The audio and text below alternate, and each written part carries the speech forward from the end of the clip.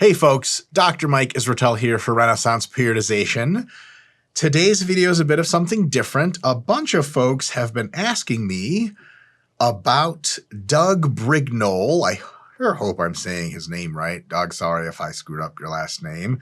I figured it was either Brignole or Brignole, something sufficiently Italian. And a lot of folks on my Instagram and on YouTube have been asking me to sort of give an analysis of his methods and claims. And, you know, a bunch of people make YouTube videos. They'll say, oh, everyone's been asking and no one's been asking. I just generally don't like to make videos like this. I like to let people do what they do and let the customer choose from a plethora of options using their own intelligence. And I don't really like to ever weigh in on other folks' plans and methods and stuff like that. It leaves me feeling a bit weird. But realistically, a crap load of people have been asking. So got to get this off my chest, make this video, give you guys what you want to see, and that is my analysis of Doug's training methods. So who is Doug and what are his methods? He's a former top-tier competitive bodybuilder. He's like, I think 50-something, and he looks phenomenal, and he's super, super jacked back in, I think, the 80s. So really guy who walks the walk. And the awesome thing about him is that him and his team, they really think about training. They're not just like, do this, shut up, which is really, really refreshing to see. It's really, really good. And it's kind of his core offering, or maybe best phrased as his most popular offering, what has garnered a lot of attention and a lot of the questions to myself, is the Brig 20, which is a list of 20 exercises that are the best exercises, as claimed, for all of the muscles of the human body that you would like to develop. And this is kind of an analysis of sort of that line of thinking here. So what's the gist of the claims that are being made? I suppose there are sort of three kind of things I take away from Doug Brignole's methods. One is that it's important to use biomechanics insight to inform exercise choice. You don't just want to choose exercises willy-nilly. You want to give them some thought, especially from a biomechanical analysis. Which muscles are affected? Which joints are involved? What's the sort of force production going on? Is there maybe a more efficient way to do things? So that's part one. Part two is not only should we use biomechanics, but exercises can be analyzed biomechanically for productive outlets. For example, you know, how much is the target muscle working versus how much external loading is being presented to the joints and connective tissues. And maybe if the muscle in an exercise isn't working a ton, but there's a crap load of stress on the joints, it's like, is that really the best exercise to be using? And maybe the answer is no. And point three is that such an analysis, using primarily biomechanical inference, can rank order exercises, at least very charitably, into the best exercises, meh exercises, and why would you do that exercises. And I think in the Brig 20, it's more specifically like, well, actually here are the best and everything else is maybe not as good. So what's an example? One of the examples given in a variety of the sort of literature that's being produced in videos is, and there's more than a few of these, it's like if you're doing regular barbell squats, there's a ton of tension on the quads at the bottom of the movement. But as you go up higher and higher in the movement, what ends up happening is the quads contributing less and less because they're very, very biomechanically well leveraged at that point. The external load is the same. So you can kind of coast through the top half, top third of the movement and not get a ton of quad activation because the quads really aren't pushing against much of anything.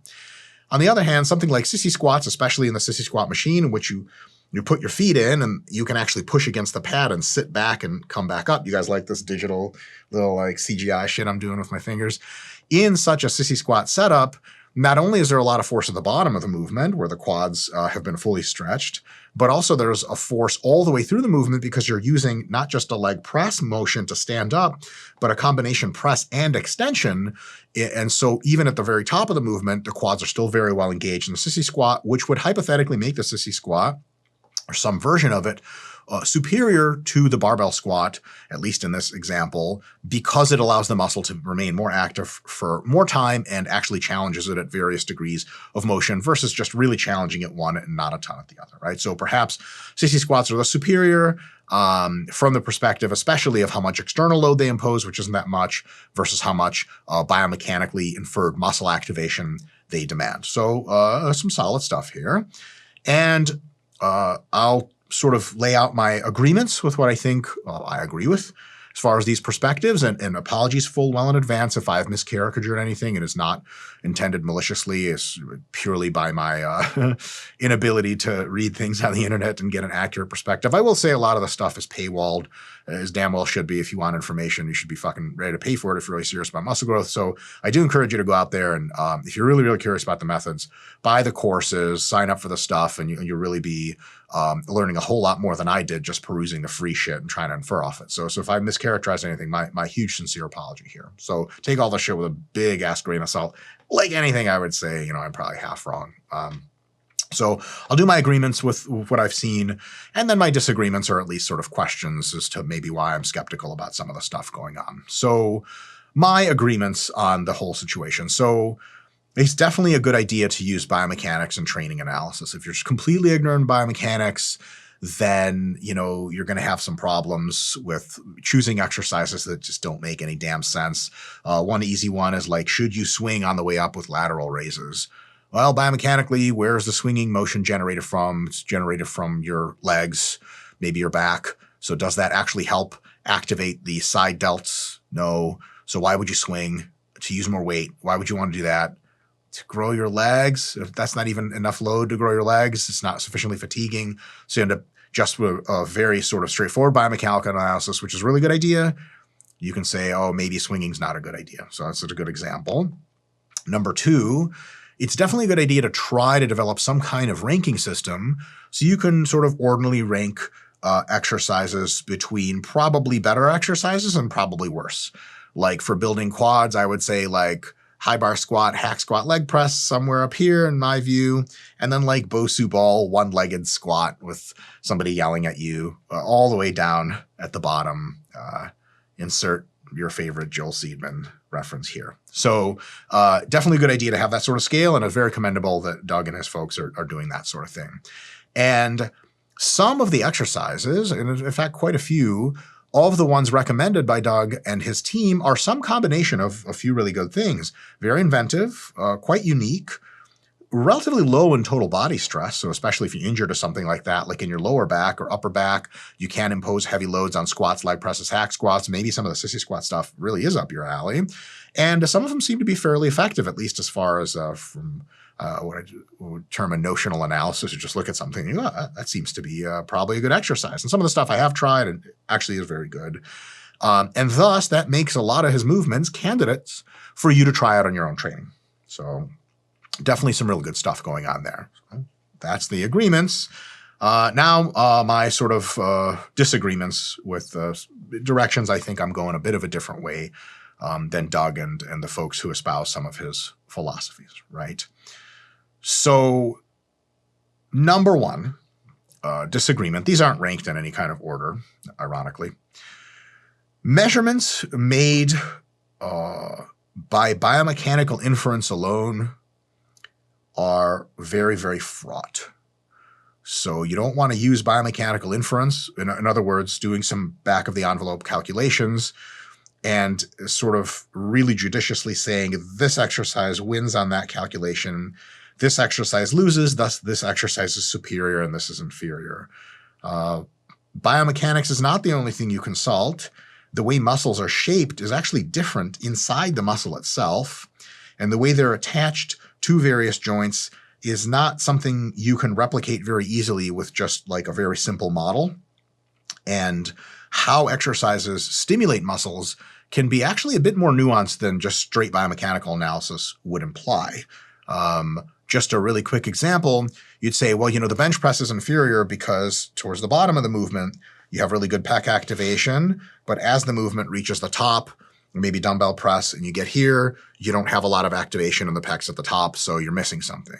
Well, standalone, that seems fine, but then you actually combine that with the research that shows that probably you get more growth at the bottom, super deep, painful stretch of a movement than you do at the top when it's not, the muscle is contracting not in a lengthened position. Then all of a sudden it seems like, wait, so if like things like squats and presses are very hard at the bottom, easier at the top, that doesn't match the perfect linear force curve that we would sort of say, oh, biomechanically, this would be ideal, but it actually matches the force curve of what causes hypertrophy more. So it turns out that a perfectly linear force curve, same amount of sort of necessity for your muscles to contract here and here, may actually not even be desirable, and it may actually be less efficient. So just on that alone, biomechanical inference should be something you tread very lightly on, very carefully, and also not invest a lot of stock into. It's also prone to considerable errors. If you want, you can Google, and this is up on the slides, hopefully right over there, evaluating the efficiency of a resistance exercise. And just if you want to type in dips, dumbbell extensions, this is a sort of in Doug Brignole's blog. It's a sort of sub-article in his blog where he analyzes dips versus sort of dumbbell skull crushers and does some mathematics to sort of suggest one muscle is, or the triceps are being externally loaded to a certain extent and internally loaded to a certain extent. There's like this 11% multiplier for wrist position and stuff like that. Without getting into the physics of it, that analysis is like, how do I phrase this charitably? It's woefully inaccurate. It's just all kinds of wrong. So he ends up saying that, you know, the perceived or the sort of required force within the muscle for skull crushers with 20 pounds is way higher than the force required when you do full range of motion dips, still on the triceps, with 200-pound body weight individual. Which if you've ever done skull crushers with 20 pounds to failure or otherwise, and dips weighing 200 pounds, you can instantly see that the intramuscular force on the tricep, as perceived by your sort of tendon integrity at the time, you know, man, it's a really tough picture to paint. The math is wrong too by itself, but even just at a glance, it seems curious and is in fact wrong. And it's very easy to be wrong in biomechanics just by making a few assumptions that seem correct, but in fact not correct. So we've got to be really, really careful about that. I will add another thing. When you guys go out into the world and, you know, you're consuming exercise science knowledge from as many people as you can, which is a great idea. There have been recently a sort of perhaps a perceived inflection of folks using biomechanics as kind of a buzzword, like, yeah, but have you thought about biomechanics? Biomechanics is cool and all, but it's not some kind of thing you sprinkle on and makes everything better. And it is a thing that can be really fucked up. So anytime someone says, well, biomechanically, I would take that with a huge grain of salt, okay? And so more on that later. So we can make biomechanics inference a bit better by actually strapping electrodes to the muscles and then doing EMG, electromyography, to figure out how active the muscles are in certain positions. That we can dispose of sort of just biomechanical calculations on a physics perspective and actually measure muscle activation. That makes it much better. I haven't seen any EMG data from this group of folks, from Doug's propositions. Maybe it's out there, maybe I've missed it. But even with EMG, in the research community, EMG for exercise science applications is notoriously bad. Huge problems with signal to noise ratio, huge error rates. Sometimes exercises that are sort of known by people to cause more disruption, more soreness, bigger pumps, everything like that, are mainstay exercises in growing a muscle group, are shown through EMG to be inferior to exercises that, like, I didn't even know that muscle was really active a ton in that exercise. So it leaves you thinking, gee, is there something being missed? And almost certainly top folks doing EMG research will tell you, yeah, it's something you take with a huge, huge fucking grain of salt. And you have to use other methods, and EMG by itself can't be reliably like, well, this wins on EMG and this loses. So we have to do the thing that wins. Right? So that's point number 2. Point number 3, in my view, we may have some superior ways to judge exercise ratios of stimulus to fatigue. And these are the stimulus and fatigue proxies that myself and the folks at Renaissance Periodization have sort of thrust into the spotlight. And you may be familiar with them, with a bunch of YouTube videos about them. So if you Google any of them, or just YouTube stimulus to fatigue ratio, and I talk about it in like at least 3 videos till you're blue in the face and don't give a shit anymore. And these are things like, how much tension are you perceiving in the muscle? So for example, if someone's like, hey, like try skull crushers like this, and you're like, okay, I feel my triceps, same load. And they're like, try them like that. And you're like, holy fucking shit, I really feel like my triceps pulling like crazy. This is probably not wrong. It may be wrong, but at least if you feel a shitload of tension in your triceps doing an exercise one way or doing another exercise or doing the same one a different way, which you feel much less tension, I don't know, man. It kind of seems like the high tension exercises on average are probably better, and it doesn't end there. Another one is burn. Okay, if I tell you, hey, listen, the way I'm having you do lunges, it's going to fuck your glutes up. And you do lunges, do lunges, do lunges. And I'm like, what do you think? Where do you feel it? You're like, my quads are on fire. And I'm like, and what about your glutes? You're like, I don't know. I don't really feel my glutes. No burn, nothing. Are we really to believe that this is a huge glute targeting exercise? That you say, well, hey, won't my quads get bigger too? And I'm like, nah, this isn't a quad exercise. Like, but my quads are burning like crazy. Doesn't that mean something? Doesn't that mean the amount of ions from extreme muscle contraction close to the limit are really high in that quad muscle? And thus, isn't that probably mean that's getting stimulated? I'm like, no, it doesn't mean anything, right? Oh boy, I think it probably means something. Another one is pump. If I tell you, hey, this exercise is going to target, your chest and your triceps, and I have you do it, and you do 3 or 4 sets, and you're like, dude, my pecs are fucking splitting off of my chest pumped. And I'm like, what about your triceps? And you're like, and like nothing happened or just barely anything? And I'm like, this is supposed to be mostly a tricep exercise. Like, I can tell you that. But like, if you keep doing sets and I'm like, triceps, and you're like, I'm like, well, your pecs shouldn't be active. You look like you're doing it right. I'm like, my pecs are going to blow up.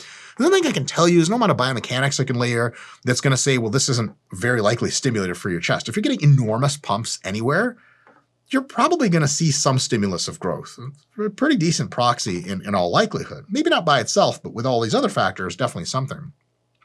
Another one is perturbation or weakness. If I have you do something that, let's say, trains the rear delts, some kind of upright rowing movement, and your rear delts feel fine, they feel super strong, normal after multiple sets, 5 sets, but your biceps, like every time you move them, they cramp on you. And even just sitting there, they're kind of like oscillating. And you're like, oh shit, my biceps are fucked up. And you try to do curls with your normal load and you're super weak. Like, wasn't there something in the bicep wasn't the bicep drained of something? Isn't that something also probably stimulative? I feel like they were worked, right? If you're super weak in a target muscle, but I'm like, no. It's another muscle that's targeted. Am I really convinced? I'm not sure about that. Another one is disruption and soreness, which is super straightforward. If I show you an amazing adductor exercise, but you end up having just fucking crazy sore hamstrings and your adductors feel fine, do you believe me that it's really an adductor exercise? I wouldn't believe myself. I'd be like, oh, hold on a second. If the adductors are being trained, that means they're probably being pushed to their limits. And you're saying the hamstrings aren't really retrained here. How did they get sore? How do you get a muscle sore if you don't push it to its limits? And if you do push a muscle really to its limits, especially if it's your first time using an exercise, especially if you're really trying and it doesn't get sore, maybe that doesn't mean anything.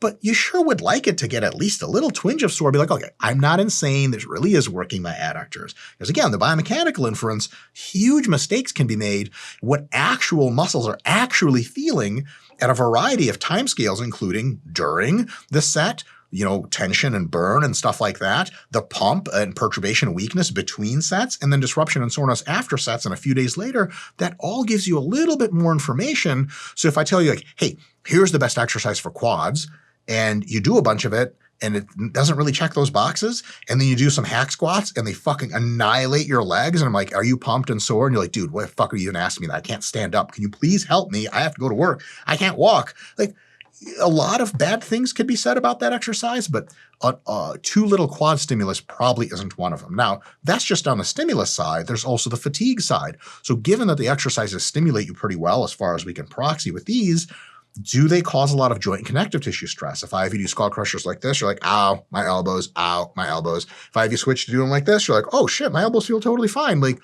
one of those is probably the right answer no matter what biomechanics says, because if you're going to grind your joints off your fucking body, no number of physics equations can make you feel good about that. And then, of course, there's the issue of systemic fatigue. And this is where I think it's just a disagreement, but I think Doug Brignole and his folks there have a pretty good point. Some exercises are so fucking fatiguing, and you question, like, for what? A lot of the exercises he offers aren't as fatiguing, so maybe they're a better trade-off of stimulus to fatigue, which is the stimulus to fatigue ratio, right?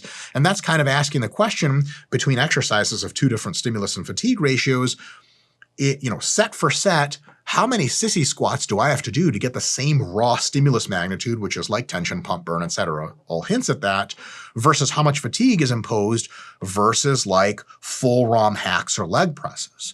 So, if you are curious about these methods and you start doing sissy squats, like the cable sissy squats he shows where he holds the cable and squats all the way up and down, if you do 5 of those or sets of those close to failure, oh man, my quads are pretty fucked up. How does it compare to like 5 sets of hack squats or full range of motion leg presses? If it compares better and it gives you less fatigue, fucking do that shit forever.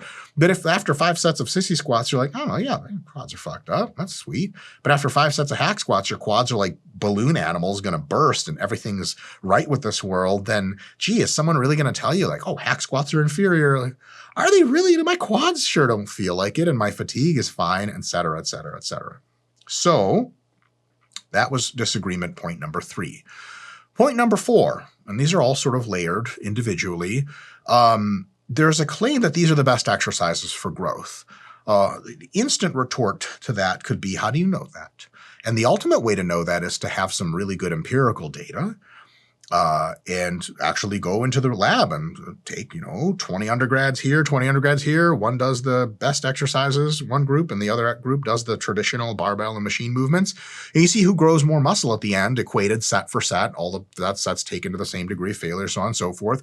As far as I've seen on these particular exercises, there's really no hard data, or maybe I'm missing some, on actual growth. So, okay, so maybe these aren't the best exercise, but maybe they are.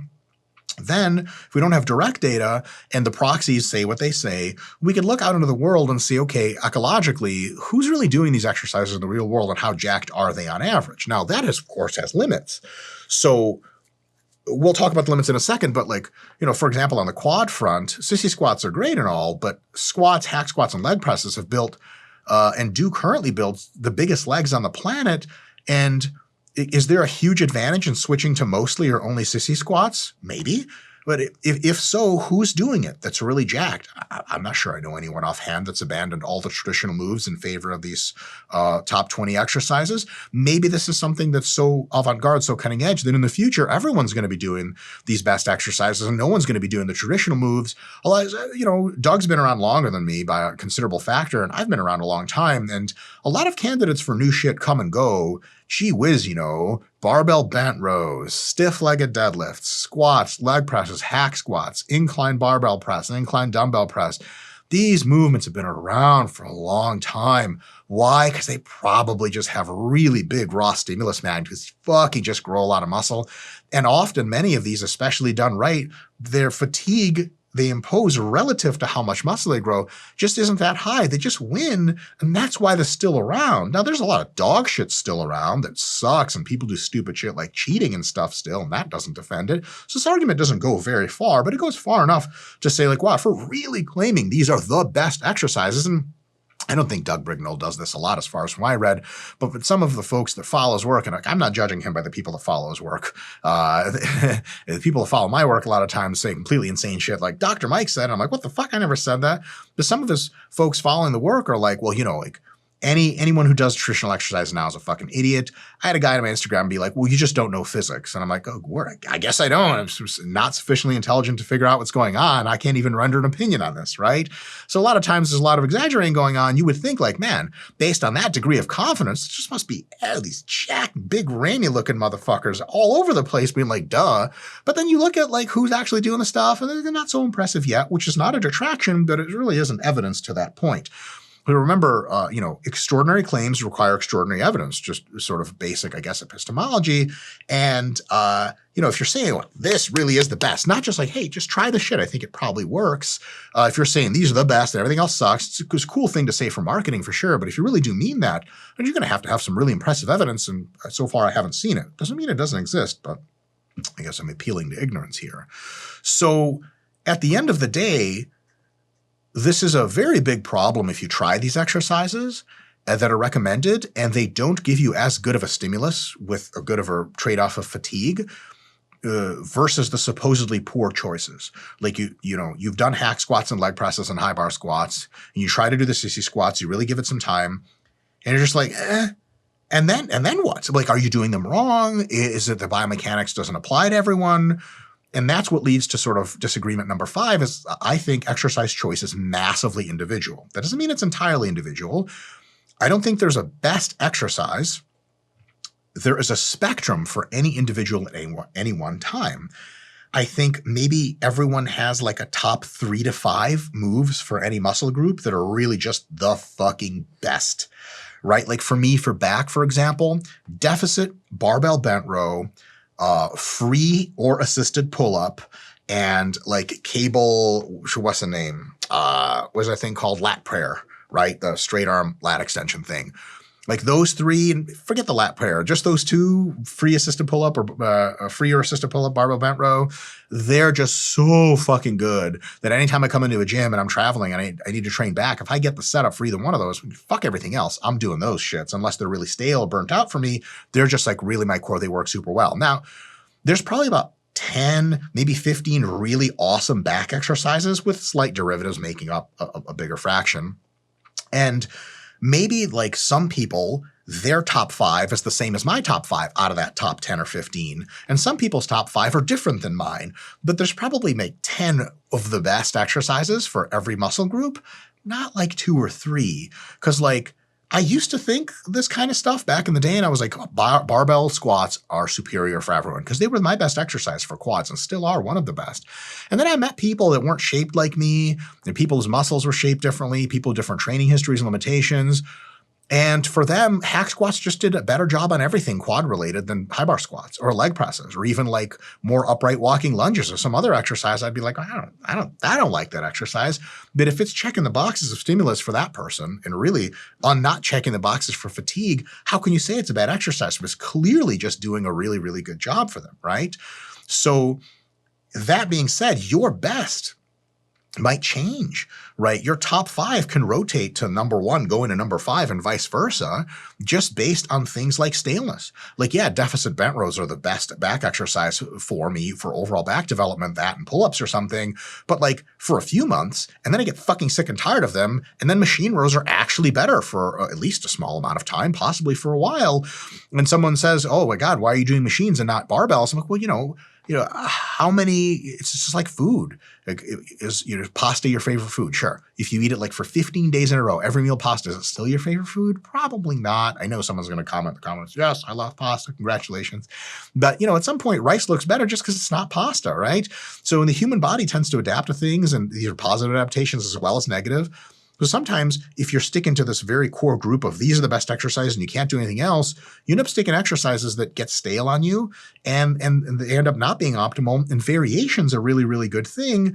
It can also, exercise effect can change with training phase. Like sometimes exercises that are really awesome for you in a fat loss training cycle, when you're gaining weight, you might get some like lower back pumps or something because you're a fat fuck. And then all of a sudden bent rows don't work all that well. Or sometimes like, you do like really tight belted high bar squats, but like you get to be a little heavier, and this is works drugs or drug free. You start running out of breath on the squats because you're like, I'm just too fat to fucking do these squats for any meaningful number of reps. I got to do more leg extensions, leg presses, hack squats so that I actually push my quads instead of my lungs. So it changes based on training phase, based on technique. You could think, hey, leg presses are no good for me. You watch our leg press technique video and you're like, oh my fucking God, this is the greatest fucking exercise ever. Or more realistically, you could be like, wow, this is a lot better. And now it's one of my candidates for the top 5, right? So this idea that exercises are either the best or everything but is probably not true. It's probably more of a spectrum. That spectrum varies between individuals and even within individuals over time. Super, super important point. So take home points from all this. I think that the idea that just a few exercises can be the best exercises for everyone is very likely false. I just think that's a full stop, probably wrong. However, if you see someone taking a unique take on some movements or just movements you've never tried before, that can give you some great new alternatives to try, which actually might work. When you're trying them, you got to try them full out, which means find the individualized technique that you work best with. So if you try the sissy squat cable attachment thing, put your feet somewhere comfy that you could really produce some force. Make sure to get a good grip or use some Versa grips or something so your grip's not limiting, et cetera, et cetera. Give it the best chance you can. And then slowly over the few weeks, add sets and reps as needed and load, but also make sure your mind-muscle connection and intensity is being increased. So the first time you try an exercise, you're like, I don't know, like it's wonky, I'm kind of off balance, I felt like I was trying, but who knows? The next time you're more used to it, push it a little harder, squeeze it a little more. And then it can actually be potentially a really good exercise. While you're doing that over probably a mesocycle, so like, 4 to 8 sessions, 4 to 8 weeks in a row, you can start to examine and get a feel for the stimulus to fatigue ratio, because the stimulus to fatigue ratio of a lot of exercises blows dick when you first start them because you don't fucking know what you're doing. You're barely even doing it right. As you practice them and really sort of wiggle into, okay, this is how I do the dumbbell press, then after a few weeks, you can really give a good quality assessment to, okay, what really is the stimulus to fatigue ratio of this exercise compared to the others? And you can rank it as like, wow, this is fucking sweet. I'm going to use this for the next few months and or put it in my bag of tricks to use when I need it. Or you're like, oh, this is fine. And if I'm really out of variants that normally I use, or if I'm on the road and there's not a lot of machines, I can use this. It's not the greatest thing ever. Or you can be like, that fucking blows. I eight fucking weeks of my life I'll never get back. It just hurt my fucking shoulders to do this. It's the stupidest thing I've ever done. Maybe I'll come back to it years later, try it again with some other technique. Maybe I get an expert really look at my form. Maybe I'm doing something wrong. But for now, I'm just throwing that exercise away into the bin of like forgotten exercise, like, like an elephant graveyard from Lion King, which was like a very scary scene for me when I saw it at age 10. In any case, awesome result would be if you went out and threw some money at Doug Brignole and his folks, maybe bought one of his programs, gave it a shot to some of the exercises, and maybe you'll keep some that you'll really, really like, and it'll be super effective. And if not, no big deal, and not much lost in your case, and then you don't have to worry about whether you're missing out on stuff. I will say, lastly, don't be surprised if after you've tried a bunch of new stuff that the old basic barbell and machine compounds and isolations still fucking really good, man. And I know there's this temptation to be hardcore about the shit and be like, fuck barbell compounds, bro. If it's not a fucking barbell, I can't fucking do this. I don't even bother. Like, barbell curls, brother. You want biceps. None of that fucking machine bullshit. Like, I get it. It's stupid bro nonsense. So some of that we just shut up, bros. But some of it's like, man, this shit just fucking works sometimes. And if it works, but somebody says it's biomechanically suboptimal, as long as you're getting good tension, pump, burn, etc., as long as over time you seem to be adding muscle and your joints aren't hurting, I'd say keep doing it. Try some new stuff here and there. And if it seems to work better, great, keep it in. And if not, don't worry about it. Folks, follow up with some questions. I'm sure I'll get to answer some below. And if you're really upset, I'm upset too. Aren't we all just upset? God damn it, I wish this world was a better place. In any case, see you next time.